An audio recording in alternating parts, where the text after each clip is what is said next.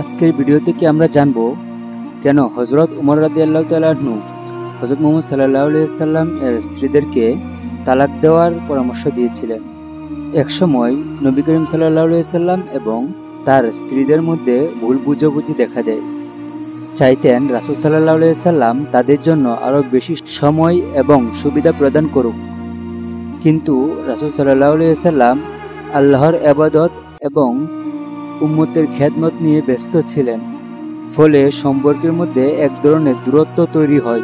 বিষয়টি উমর ইবনুল খাত্তাব রাদিয়াল্লাহু তাআলা আনহু লক্ষ্য করে রাসূল সাল্লাল্লাহু আলাইহি ওয়াসাল্লাম এর কাছে যান।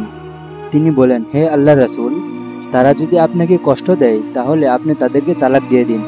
আল্লাহ তাআলা তাদের চেয়ে আরও উত্তম স্ত্রী আপনাকে দান করবেন। হযরত উমর রাদিয়াল্লাহু তাআলা আনহুর এই কথা আল্লাহ তাআলা কুরআনের আয়াত দ্বারা সমর্থন দিয়েছেন। আল্লাহ তাআলা বলেন, হে নবী, আপনি যদি তাদেরকে তালাক দেন তাহলে আপনার রব তাদের থেকে আরো উত্তম স্ত্রী আপনাকে দান করবেন। সূরা আত-তাহরিম আয়াত ৫।